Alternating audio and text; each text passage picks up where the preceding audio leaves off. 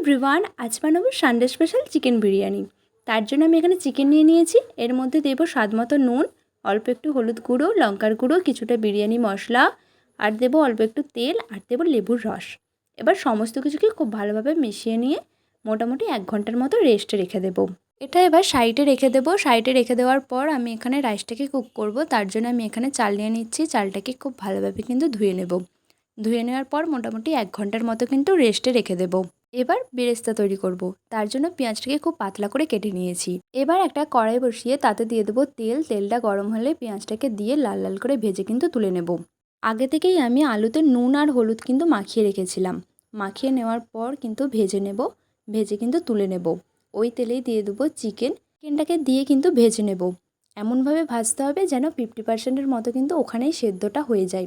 এখানে আমার কিন্তু সমস্ত চিকেনগুলোকে কিন্তু ভাজা হয়ে গেছে। ওই তেলেই দিয়ে দেবো কিছুটা পেঁয়াজ। পেঁয়াজটা যখন ভাজা হয়ে যাবে ওর মধ্যে দেবো রসুন বাটা। রসুন বাটাটাকে দিয়ে কিন্তু ভেজে নেব যাতে কাঁচা গন্ধটা চলে যায়। ওর মধ্যে দেবো আদা বাটা।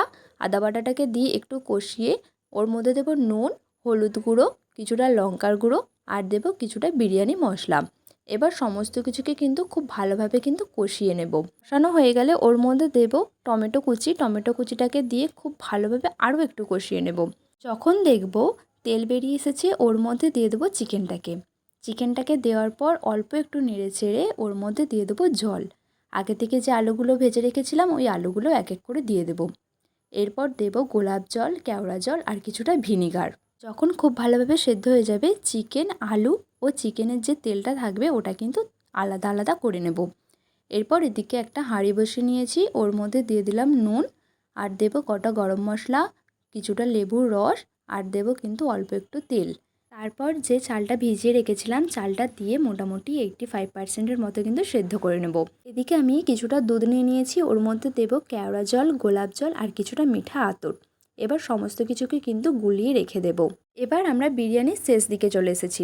যে পাত্রে আমরা বিরিয়ানিটাকে দম দেব সেই পাত্রে আমরা প্রথমে তেলটাকে মাখিয়ে নিলাম।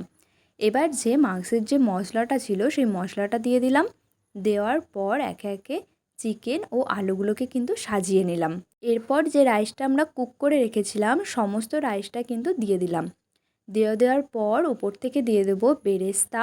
যে দুধটা গুলিয়ে রেখেছিলাম ওই দুধটা দিয়ে দেবো। যে মাংসের এক্সট্রা তেলটাকে আমরা রেখে দিয়েছিলাম ওই তেলটাও কিন্তু দিয়ে দেব। আর দিয়ে দেব কিন্তু অনেকটা পরিমাণে কিন্তু ঘি। তারপর চাপা দিয়ে মোটামুটি 20 থেকে 25 মিনিটের মতো কিন্তু দমে রেখে দেব। ব্যাস, আমাদের রেডি কিন্তু চিকেন বিরিয়ানি। তো রেসিপিটা কেমন লাগলো অবশ্যই জানিও। সবাই খুব ভালো থেকো, ধন্যবাদ।